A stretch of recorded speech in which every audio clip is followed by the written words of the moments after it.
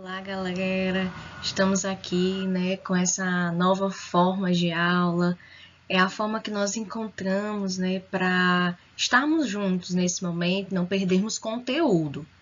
Então, vamos começar terceirão aí, junto comigo. A gente vai primeiro recapitular algumas coisas para equiparar todas as turmas. E a gente passou um tempinho aí afastado, então é legal para a gente poder ter certeza de que todo mundo está de boa com o conteúdo. Então, o conteúdo que a gente parou foi a Primeira Guerra Mundial, que é um período que vai na história do mundo de 1914 a 1918. Esse período de grandes mudanças, de que tudo vai ser diferente a partir de então, um período com um mundo de ponta cabeça, uma Europa que vai deixar de ser a manda-chuva do mundo, com disputas territoriais que vai levar até um conflito tão intenso. Então, a gente tem que ver como é que esse processo vai acontecer, como é que tudo isso vai se dar. Então, sou professora Nercinda e estamos aqui com a primeira aula desse conteúdo.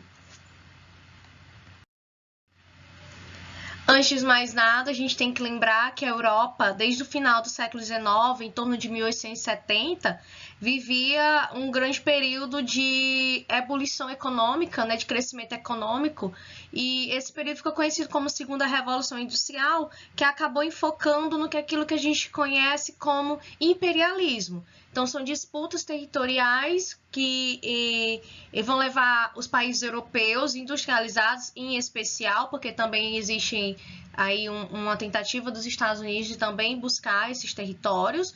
Eles vão se deslocar do território europeu, e outros territórios industrializados até a Ásia e a África, em especial, com a intenção de conquistar territórios.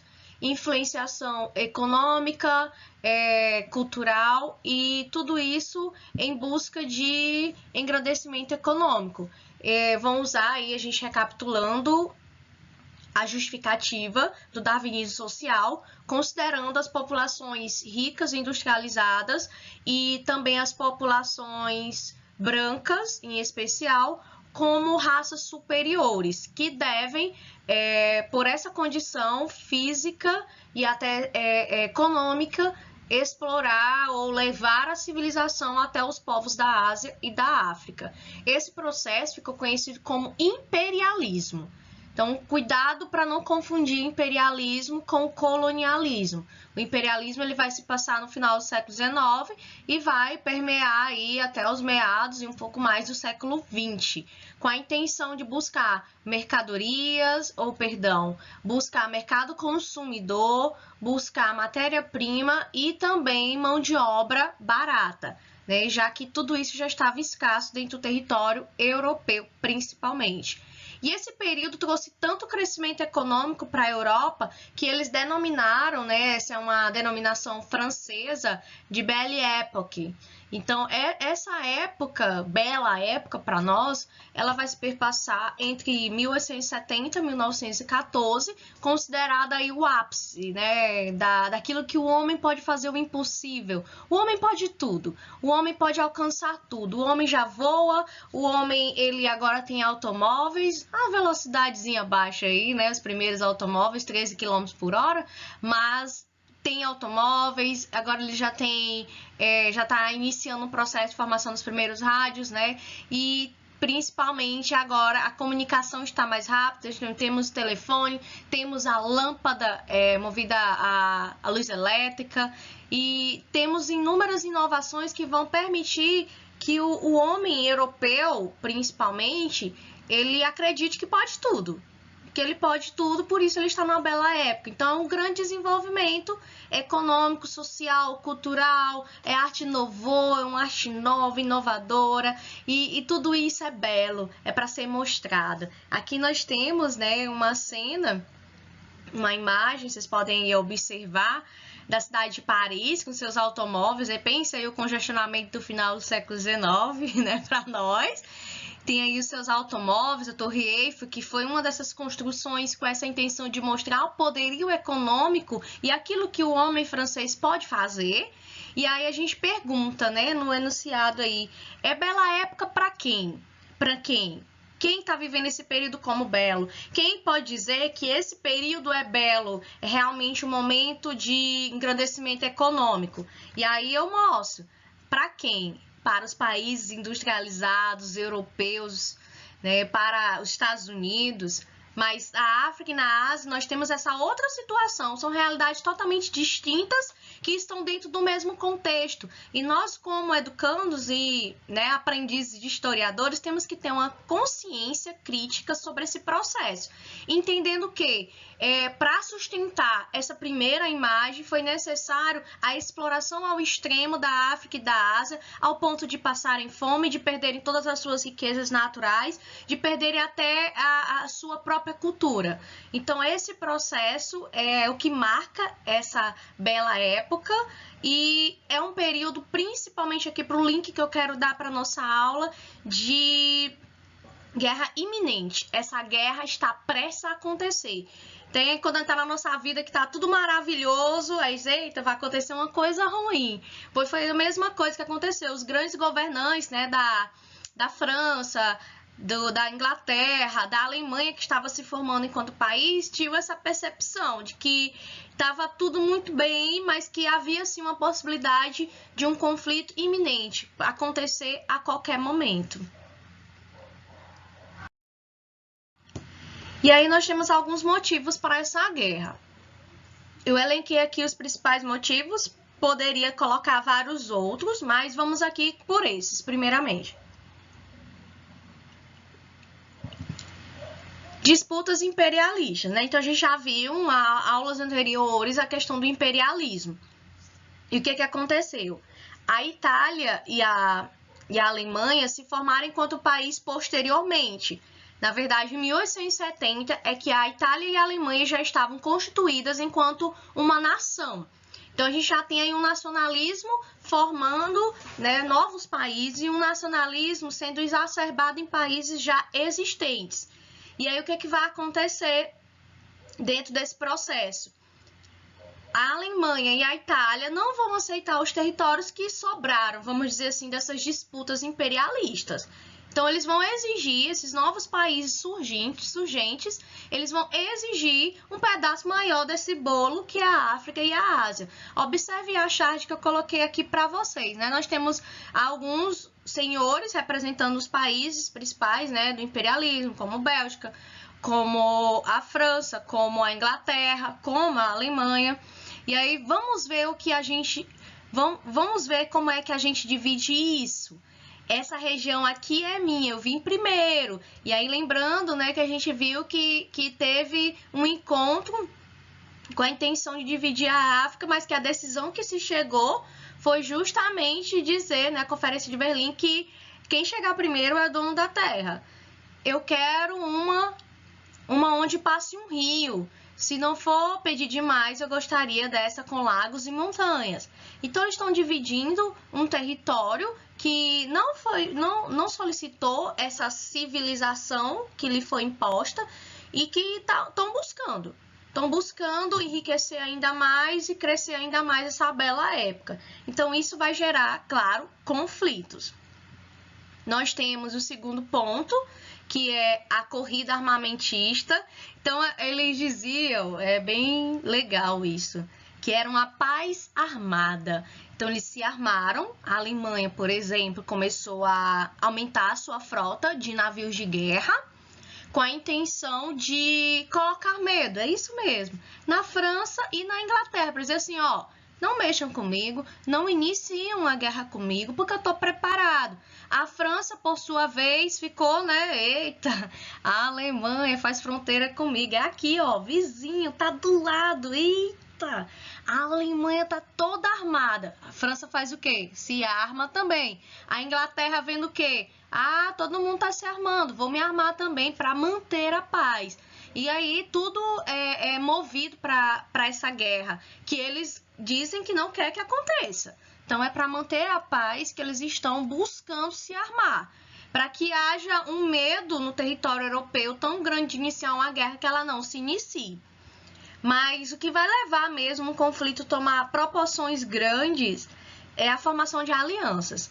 As alianças são um ponto-chave. Quando elas são constituídas, nos leva a ter um conflito de proporção mundial. Que é o que eu quero que vocês entendam. Guerras e conflitos sempre aconteceram. Por exemplo, teve a Guerra Franco-Prussiana, de 1868 a 1870, que ocorreu entre a França e a Prússia, que se formou posteriormente como a Alemanha. Um conflito localizado, ninguém se meteu, ninguém se envolveu. A França saiu perdeu território até, o território da Alsácia-Lorena. Mas ninguém se meteu. O conflito era localizado entre duas potências que chocaram interesses. Agora nós temos alianças. O que essas alianças dizem? Eles falavam que era para relações comerciais. Mas na prática, a gente vê o quê? Todo um processo de autoproteção. Então, a primeira a se formar foi a Tríplice Aliança, em 1892. Foi uma postura da Alemanha de se cercar de aliados, com a intenção de, se houvesse um conflito posterior com a França ou outras potências europeias, ela tivesse protegida. Então, a Alemanha vai pedir o auxílio do Império Austro-Húngaro, reduzir aqui em Áustria, para a gente compreender qual é o país atual. E a Itália. A Itália, vocês estão vendo aí que ela tá de uma coisinha diferente. A Itália é um caso bem sério, né? A gente vai ver ela lá na frente mudando de lado. É a famosa vira-casaca. Essa daí é X9, traidora. A Itália é bem legal. No meio do conflito, no meio não, perdão. Mal iniciou o conflito, menos de um ano do conflito da Primeira Guerra Mundial, a Itália vai mudar de lado. A Itália vai mudar de lado. Então, nós temos a Tríplice Entente, a galera olhou, eita, caraca, a Alemanha está se cercando de amiguinhos, estão se preparando para a guerra. E aí, a França ficou meio temerosa por fazer fronteira com a Alemanha e quis se aliar. Percebam, gente, tem gente aqui que é inimigo mortal, de sempre. França, ó, na Tríplice Entente, entente significa acordo, tá? A França e a Inglaterra sempre brigaram e disputaram o lugar, né, ao sol de potência mundial. Isso vem desde a Idade Média. Esse período, eles já lutaram na Guerra dos 100 anos, de 116 anos, mas agora estão unidos porque tem um inimigo maior, que no caso, é a Alemanha. A Rússia, que, tipo, tô por aqui, né, talvez corra risco, e a Rússia também tem uns interesses que a gente vai já citar. Então, vamos seguindo aí. Esses são os primeiros motivos. Calma que vai aumentar. Calma que vai aumentar, mas quando a gente compreende todo esse processo da guerra, como ela se inicia, tudo fica mais simples. Depois é só bala, tiro. Tô brincando, mas é um pouco disso. Continuando os motivos para a guerra. Conflitos nacionalistas. Então, o século XIX, início do século XX, é um período marcado pelo intenso nacionalismo. As nações se percebem como grandes, as nações se percebem como únicas, e aí, além disso, querem impor a sua cultura, a sua economia, a sua hegemonia às outras nações. Então, isso é meio que perigoso, porque o nacionalismo exagerado leva ao quê? A ideia de que eu, nação, posso destruir qualquer outra nação que não me faça bem ou que me ameace de alguma maneira. Então, tem essa disputa, né? Gera aí um sentimento de eu posso destruir a outra nação, já que ela me impede de ser maior, por exemplo. Revanchismo francês. Eu acabei de citar a guerra, né, franco-prussiana, a Prússia, que se tornou a Alemanha, em 1870. Essa guerra teve como resultado a França ter perdido, e a França ali foi impor, a Alemanha, né, recém-formada, impôs vários eu posso dizer de uma forma bem clara, imposições até, né? A França perdeu e ela vai ter que ser humilhada. A ideia é essa. Então, a França teve que pagar indenização para a Alemanha. A França perdeu esses dois territórios aí, a Alsácia e a Lorena. Por que a Alemanha escolheu esses dois territórios? Porque esses dois territórios são ricos em minérios de ferro. que é muito importante para a industrialização, que estava crescente na Alemanha. E a França, claro, não gostou de ter perdido esse território. Então, tudo isso levou a esse revanchismo, sentimento de eu preciso me vingar.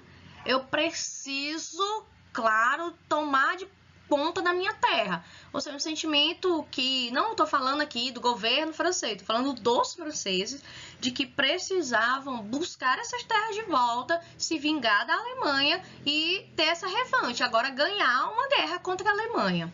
O segundo ponto que a gente vê, né, o segundo ponto é o pan-germanismo. Germanos, galera, são os alemães. E que eles são tipo top. Eu digo também um pouco de receio assim até deles, porque olha só, não era um país no início do século XIX, só em 1870 se tornaram um país. Mal começaram como país, já estavam disputando territórios imperialistas, mal começaram, nem chegaram agora no mundo direito e já estão como terceira potência mundial, olha só. Então, a Alemanha estava crescendo e tinha sede de territórios. Então, no caso aqui que a gente vê, a Alemanha ela está buscando territórios na Europa. O que é o pan-germanismo? É um sentimento de que os germanos, os alemães, eles têm que se reunir.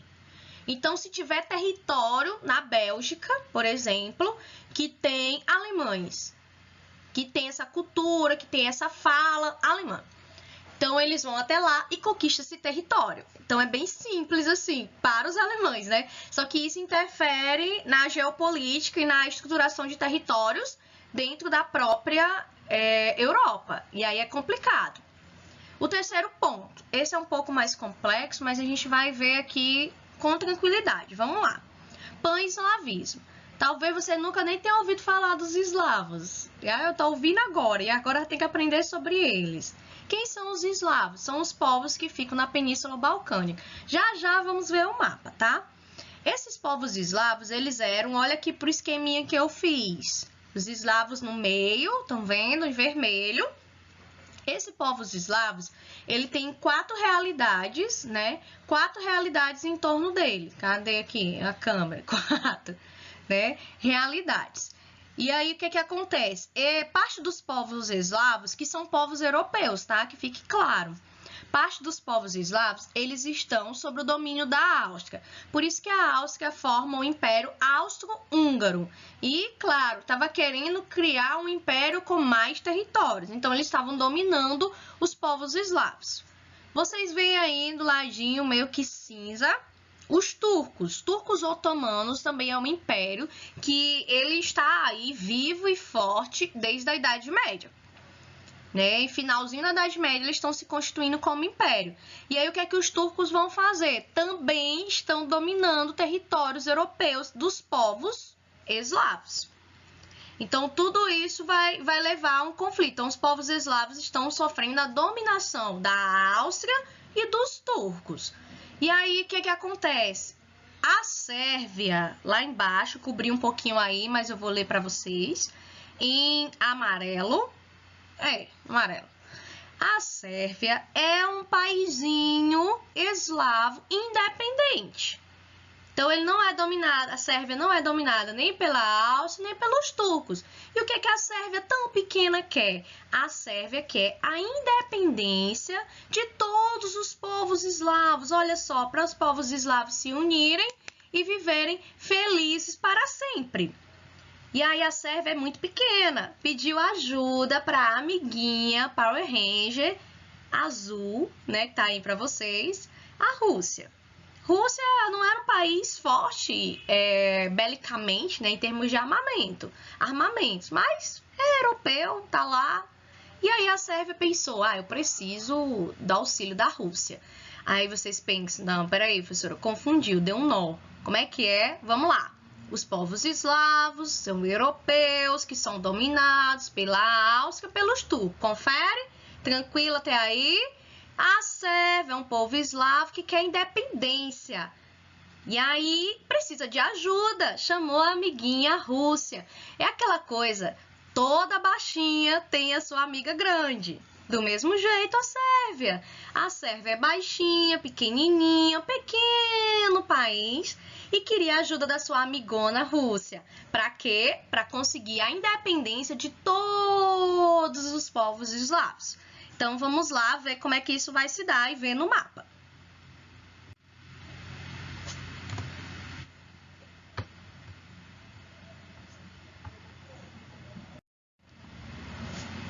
Agora foi demais, erros técnicos.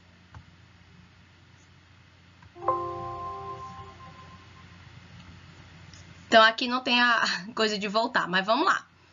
Então, na Península Balcânica, no próximo slide eu vou botar só pra gente ver direitinho, tá bom? Então, a Península Balcânica fica, né, na região da Europa, quase que oriental, e vai ter esses conflitos aí dos povos eslavos. E aí, só para a gente entender um pouco como é que se formaram essas alianças. Então, nós temos a Alemanha aí em amarelo, né? A Alemanha, junto com a França, versus a França, perdão, não podiam ficar do mesmo lado da guerra, por quê? Por causa da Alsácia-Lorena, que foi um território que foi tomado aí da França. Em azul aqui do ladinho. A Áustria e a Rússia não poderiam ficar juntos. Por quê? Porque a Áustria queria o território dos povos eslavos e a Rússia também. Em vermelho, a Alemanha e a Itália não podiam ficar do mesmo lado da guerra da Inglaterra e da França por conta das disputas imperialistas. E isso formou, né, as alianças de Entente, né, as alianças de Entente e a Tríplice Aliança. E aí a gente vê aqui, né, um mapa dividindo a Europa, isso já no início da guerra, tá? Não falei ainda do início, mas já vou mostrar aqui o mapa para vocês. O que nós temos? O Império Russo, né, todos de verde são a Tríplice Entente. Ah, mas tem mais países, mas é porque foram sendo aderindo no início da guerra. Então, nós temos a Rússia, a França, o Reino Unido, Inglaterra, Grã-Bretanha, como queiram chamar. Nós temos aí de amarelo a Alemanha, o Império da Austro-Húngaro e o Império Otomano, que são dos tubos. Vocês percebam que aí, esses países que estão meio que bege, né, bem claro, são os países considerados neutros durante a guerra. Por quê? Podem até ter iniciado a guerra, como no caso da Itália, mas depois pediu para sair. Não participou efetivamente da guerra. Então, dentro desse processo, nós temos aí alguns países como que neutros, que pediram para não participar. Tem outros que disseram que não iam participar da guerra, como a Bélgica, que está ali acima da França, mas que acabou participando da guerra também. E aqui nós temos o estopim. O que é o estopim, gente? Não é o principal motivo da guerra, mas a guerra vai começar. Todos estão armados, confere? Todos estão com raiva, com disputas imperialistas, confere? Temos alguns países que estão aí doidinhos para começar uma vingança, como a França.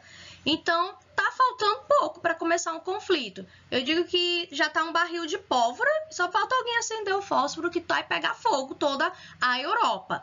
E aí, o que acontece? Qual foi o estopim? A Bósnia é um dos países, os lugarzinhos eslavos sob o domínio da Áustria. Então, a Bósnia não gosta de jeito nenhum da Áustria. E aí, o que vai acontecer? A Áustria vai enviar lá na Bósnia, né, o herdeiro do trono. Quem era o imperador, né, da Áustria era o Francisco José. Gente, eu tinha 85 aninhos, então ele já tá, né, terminando seu governo. E o herdeiro do trono é Francisco Ferdinando. Ele vai, não, eu vou lá na Bósnia, vou conhecer meu territóriozinho que eu domino. Eu sei que ninguém gosta de mim, mas eu vou lá. Agora eu pergunto para vocês sabem que ninguém gosta de você, você vai nesse lugar despreparado, desprotegido, ou melhor, se alguém diz assim, cara, não passa naquela rua não, que toda vez que passa lá a gente tem um assalto, você vai por essa rua? Vai não, que você não é nem doido, você não é nem doida. Então, o que acontece? Francisco Ferdinando, ele foi para um território que não gostava dele. Não aceitava a dominação da Áustria que ele estava representando. E o que vai acontecer? Ele vai para lá de forma desprotegida. Não vai tomar os cuidados que deveria ter de proteção militar. Então ele vai chegar lá na Bósnia e vai fazer um processo, né, de verificação, testes militares e tudo. Engraçado que no dia que acontece o incidente que inicia a guerra, minutos antes, gente, minutos antes, coisa de 10 minutos, 15 minutos antes, o carro que estava com Francisco Ferdinando e sua esposa Sofia em Sarajevo, que é a capital da Bósnia, sofreu um atentado a bombas. Então vamos lá, conferir. Francisco Ferdinando não é bem-vindo na Bósnia. Francisco Ferdinando foi avisado que seria perigoso. Francisco Ferdinando e sua esposa em um carro sofrem um atentado a bomba. Aí tipo assim, haha, a bomba não pegou, vou continuar o meu caminho. Ah, que legal. Aí se lascou, né? Simples assim. A gente tem que tomar cuidado com as indicações da vida. Então, ele sofreu um atentado à bomba e ele teria que ter parado todo o processo de vistoria, de visita à Bósnia. Mas não, ele continua. Ah, é uma bomba, que legal, não acertou, vou continuar. Continuou, enfim, né? E aí, o que que acontece? 15 minutos depois, um carro aberto, como está na imagem acima aí para vocês, um carro aberto, sem nenhuma segurança. O motorista não sabia o caminho, não tinha um Google Maps, não tinha GPS, o motorista errou o caminho. Aí o motorista errou o caminho, o carro teve que parar para ele ver onde é que estava.